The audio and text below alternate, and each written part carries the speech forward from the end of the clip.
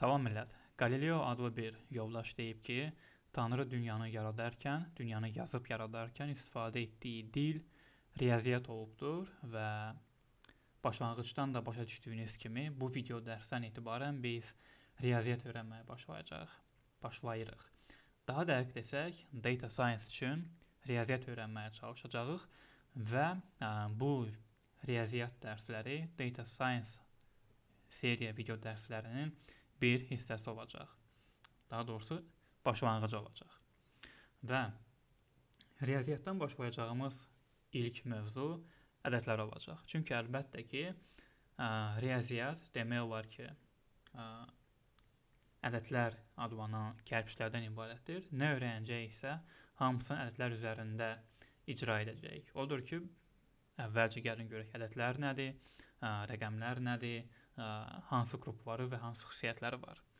Və ilk öncə başlayaq nədən? Ədədləri rəqəmlərdən ayırd eləməkdən. Ədəd nədir? Ədəd öz-özlüyündə hər hansı bir miqdari ölçüdür, bir nöqtədir. Məsələn, biz deyəndə ki, 2, biz 2 yazanda bu nə deməkdir? Bu bir növ 2 barmaq deməkdir, 2 dənə. Məsələn, 2 çörək al. Yəni, bizim üçün bu simvol demək olar ki, çox da bir şey daşımır. Biz nə başa düşürük? Biz başa düşürük ki, bizə 2 dənə lazımdır. 2 dənə bu qədərdir. Və biz bu ədədləri yazmaq üçün nə edirik? Rəqəmlərdən istifadə edirik. Biz hal-hazırda onluq say sistemindən istifadə edirik və buna görə də ədədləri, yəni bu miqdariləri təsvir eləmək üçün 10 dənə simvoldan istifadə edirik. Hansına ki, rəqəmlər adı vermişik. 0-dan 9-a qədər 10 dənə simvol və bunlara nə deyilir? Rəqəm deyilir. Yəni, rəqəmlərin köməyi ilə biz ədədlər təsvir edirik. Bu rəqəmlə ədədlərin fərqi. Ədədi, niyə dedim ki, bir nöqtə kimi təsəvvür eləmək var? Təsəvvür edin ki, belə bir oxumuz var. Oxu mən burada çəkə bilərəmmi? Belə bir oxumuz var. Belə bir oxumuz var. Ox 2 səmtdə sonsuz olaraq uzanır. Sağ tərəf müsbət sonsuzluq və sol tərəf mənfi sonsuzluq. Mərkəzdə isə bir 0 nöqtəsi dayanıb. Və bu ox nədir? Bu ədəd oxudur. Sol tərəfdə sola doğru sonsuz sayda mənfi ədədlər ola bilər. Sağ tərəfə isə sonsuz sayda müsbət ədədlər ola bilər. Mərkəzdə isə 0 dayanır. Okay? Və əgər tam ədədlərdən danışırıqsa, məsələn, 1, 2, 3 eyni ilə sol tərəfə gedə bilərik. -1, -2, -3. Bu bizim ədəd oxumuz. Və hər bir ədəd, hər bir nöqtə, skalyar bu ədəd oxunun üzərində bir yerdə yerləşir. Mənfi isə solda, müsbət isə sağ tərəfdə. Yaxşı. Biz ədədləri müxtəlif qruplara bölə bilərik, xüsusiyyətlərinə görə. Məsələn, baxa biləcəyimiz ilk qrup natural ədədlər ola bilər. Natural ədədlər. Natural ədədlər biz məktəbdə deyirdik ki, sayarkən istifadə elədiyimiz ədədlərdir. Sayarkən hansı ədədlərdən istifadə edirik? 1-dən müsbət sonsuzluğa qədər. Yəni 1, 2, 3, 4, 5 sayırıq. 1-dən başlayırıq və gördüyünüz kimi hamısı tam ədədlərdir. Yəni əgər tam şeyləri sayırıqsa. Məsələn, 1 alma, 2 alma, almanın birini dişləyiblər, 2 onda 5 alma. Belə olmur adətən. Ancaq tam ədədlər. Və bunlara nə daxildir? Bunlara daxildir 1-dən müsbət sonsuzluğa qədər. Çünki məhdud deyilik. Milyona qədər də saya bilərsən, milyarda qədər də saya bilərsən. Ta ki, vaxtın çatsın. Və yer gəlmişkən, bunlar nədir? Bunlar intervallardır. Məsələn, aralıq verirəm, interval verirəm. Deyirəm ki, bu aralığa, yəni natural ədədlər aralığını göstərməyə çalışıram Bu aralığa daxildir 1, 1-dən müsbət sonsuzluğa qədər. Yaxşı, bə niyə burada belə? Burada isə başqa cür mötərizə var. Mötərizə kvadrat mötərizə olanda bu sayılır qapalı interval. Qapalı interval. Super yazıram. Bu cür dairəvi mötərizə olanda bu olur açıq interval. Niyə açıq qapalı? Baxın, interval qapalı olanda bu o deməkdir ki, interval tərəfdəki bu hədd ki var, bu həddin özü də həmin intervala daxildir. Bu o demək ki, birin özü bu aralığın içərisindədir. Okay? Yaxşı, və burada niyə açıq intervaldır? Çünki sağ tərəfimdə sağ həddim sonsuzluqdur. Yəni, bir şeyin ki, konkret bir nöqtəsi yoxdur. Sadəcə olaraq səmt olaraq deyirik ki, müsbət sonsuzluq. O zaman məhz açıq intervaldan istifadə edirik. Çünki konkret bir nöqtə deyil, səmtdir. Məsələn, natural ədədləri mən həmçinin belə göstərə bilərdim. Bu cür göstərə bilərdim. Burada doğru olar. Çünki sıfırın özü daxil olmur. Plus şərt qoya bilərəm ki, ancaq tam ədədlər olacaq. Onda bu doğrudur. Niyə? Çünki açıq intervaldır. Sıfır özü daxil olmur. Sıfırdan sonra gəlir? 1 gəlir. 1-dən müsbət sonsuzluğa qədər alınır. Eyni ilə burada göstərdiyimiz kimi. Bu tam ədədlər. Biraz da irəli gedə bilər. Yer gəlmişkən bəzi ədəbiyyatlarda sıfır həmçinin natural ədəd kimi qeydə alınır. Sadəcə nəzərinizdə olsun. Sonra var, baxın, biz natural ədədlərə neynədik? Bu hissəni götürdük. Natural ədədlər 1-dən sağ tərəfə. Amma bunun sol tərəfi də var. Bunun mənfi tərəfi var. Və bizdə deməli nə var? Bizdə ümumiyyətlə tam ədədlər qrupu var. Tam ədədlər bütün tam ədədlərdir. Mənfili, müsbətdir. Yəni, hansı tam ədədlərdir? Mənfi sonsuzluqdan müsbət sonsuzluğa qədər. Bütün tam ədədlər. Tam ədədlər. Yaxşı. Və göründüyü kimi natural ədədlərin özləri belə tam ədədlərin az çoxluğudur. Bütün natural ədədlər həm də tam ədədlərdir. Okay? Yaxşı. İndi nə edirik? Rasional ədədlər.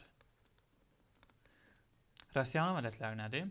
Baxın, əgər qayıtsaq bizim bu ədəd oxumuza, deyək ki, məndə var 3 və burada var 4. Yaxşı, bir nöqtə, bu da ikinci nöqtə. Yaxşı, bəs arada, bu ortada nə var? Götürək bu ortanı, burada bir növ böyüdək, elə bir zoom eləmişik, baxırıq, görək nə var içərisində. Bu 3, bu 4 və bu arada biz əslində sonsuz sayda nöqtə götürə bilərik. Yəni, nöqtə ola bilər burada, məsələn, olacaq 3,0001. Okay? 3-ə çox yaxındır, amma 3 deyil. Biraz sağ tərəfdədir. Bu ola bilər 4-ə çox yaxın bir nöqtə buralarda. Bu ola bilər 3,99999. Sonsuz sayda nöqtə götürə bilərik. Sonsuz sayda bu aralıqda 3-ə ya 4-ə doğru gedə bilərik. Və belə çıxır ki, biz ancaq tam ədədlərlə məhdudlaşmırıq. Bizə həmçinin rasional ədədlər, nisbətlər var. Məsələn, bayaqki alma məsələsi. Almalara baxırıq, görürük ki, səbətdə 2 dənə bütöv alma var, bir dənə də almanın parası var. O zaman neyək? Paranı ataq geçsin. Çünki biz ancaq tam ədədlər bilirik. Ancaq 2 deyə bilirik. Yox. Onda neyək? Nisbətdən istifadə edirik. Yer gəlmişkən elə rasional, ratio, nəsə, Wattın sözü olmalı idi. Nisbət deməkdir. Nisbət, münasibət. Və rasional ədədlər nədir? Rasional ədədlər bir növ özündən nisbəti, kəsiri ifadə edir. Məsələn, dedik ki, yarım almamız var. 2 alma yarım var səbətdə. Necə göstərək? 2 tam 10-da 5 məsələn. 2 yarım. Və yaxud da ki, bu həmçinin bərabərdir. 2 alma və 1 almanın yarısı, 2də 1 qədər. Yəni, bu nə deməkdir? 2də 1 əslində elə 1 bölünsün 2 deməkdir. Yəni, 1 almanı götürmüşük, bölmüşük 2 yerə. 1 bölünsün 2. Onu da onluq kəsrə çevirəndə, çünki bu bizdə onluq kəsirdir. 2 tam 10-da 5 deyirik. Bunu açıq da yaza bilərik. Bu cür kəsir formasını yaza bilərik. 2 tam 10-da 5 çevirsək 2 vurulsun 10, 20, üstə gələ 25. 25 bölə 20, 2 tam 10-da 5 eləyəcək. Belə. Bu rasional ədədlərdir. Və başqa bizə nə var? Rasional ədədlərdən savayı yer gəlmişkən bütün ədədlər, yuxarıdakı bütün ədədlər, natural ədədlər, tam ədədlər, bunların hamısı rasional ədədlərdir. Niyə rasional ədədlərdir? Çünki, baxın, deyək ki, 5 deyirəm, hansı ki, natural ədəddir. Bu, həmçinin rasional ədəd də ola bilər. 5,0 məsələn. Nisbətdir.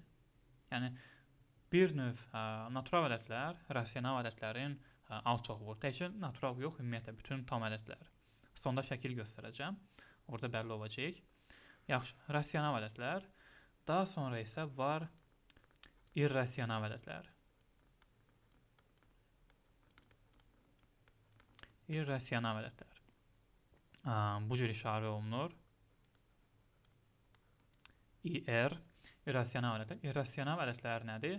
Əslində, heç də bütün kəsirlər, heç də bütün nisbət ədədləri sonlu deyil. Baxın, 10-da 5 deyəndə, 1 bölə 2 deyəndə, məsələn, 2də 1 bu deməkdir, 1 bölünsün 2 deməkdir. 1 bölünsün 2 deyiriksə, bunun sonu var. 1 2-yə bölünmür 0, bura bir 0 atdı, 5, 5 dəfə 2, 10 və salam.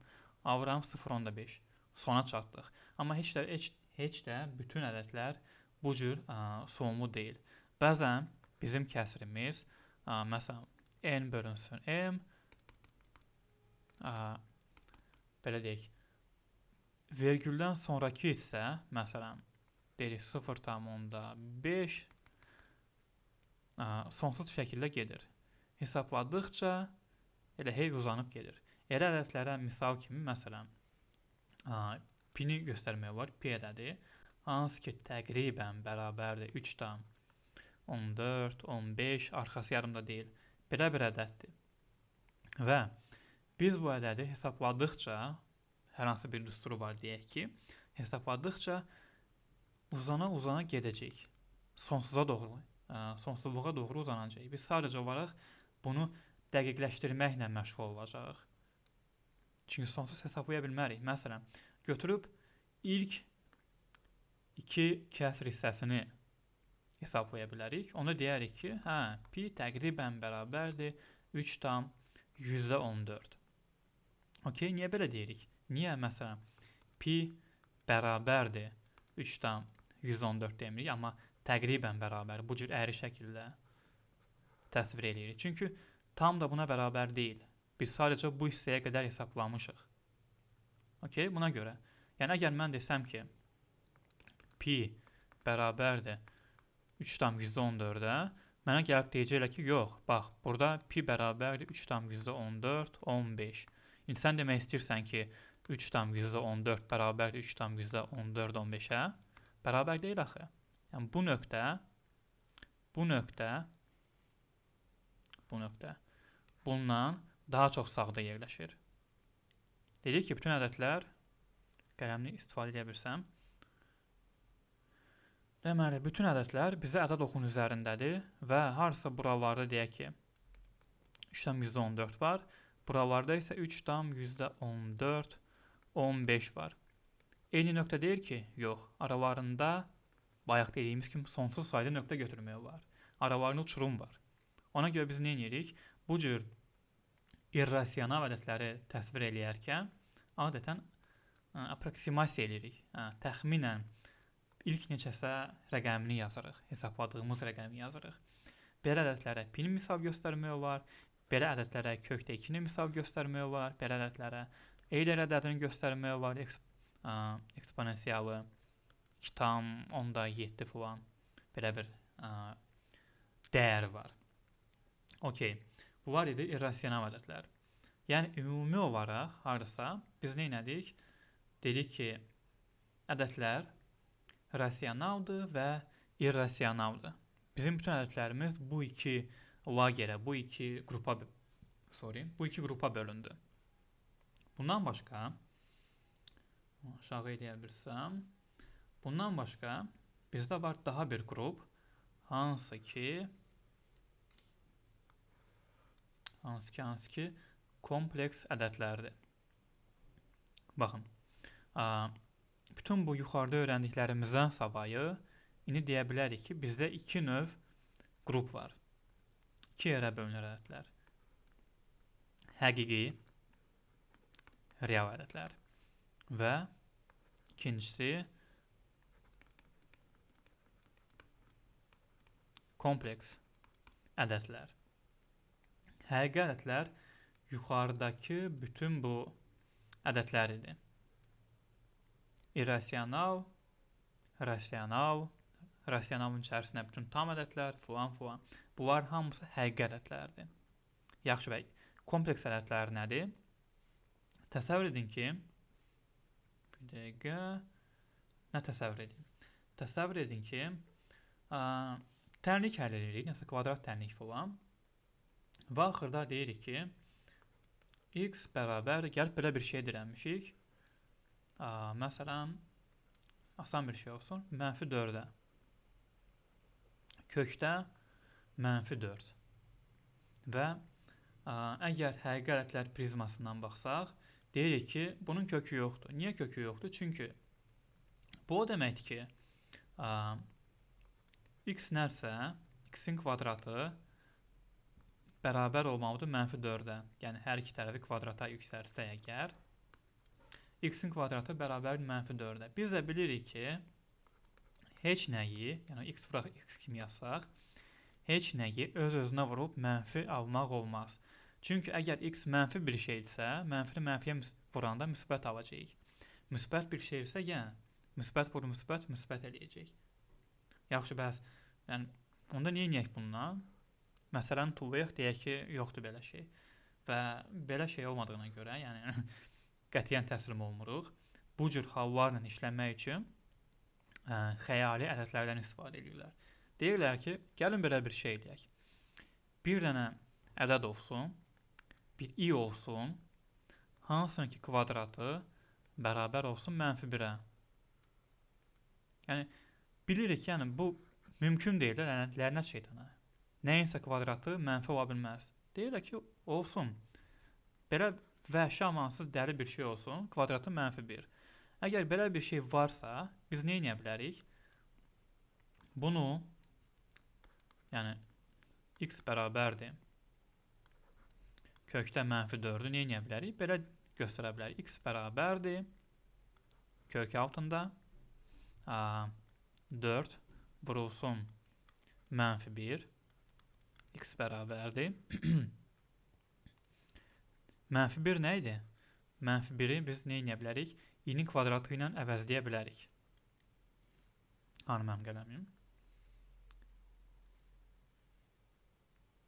Deməli, i-nin kvadratı yaza bilərik. Məsələn, kompleks ədədlərlə ümumiyyətlə danışmaq fikrim yoxdur, o qədər də haqqında bilmirəm. Sadəcə olaraq, kompleks ədədlər bizə imkan verir ki, biz real ədədlərlə işləyərkən dirəndiyimiz yerlərdə kompleks ədədlərlə nə edək? Ötəsindən gələk. Bunların öz metodları var, öz xüsusiyyətləri var, özünün tətbiq sahələri var. Və data science-da demək olar ki, heç yerə görməmişəm. Belə. İndi haqqında çox danışdığım bayaqki şəkil var idi. Budur. Stop. Linki açmaq kimi fikrim yoxdur. Şəkilə baxırıq.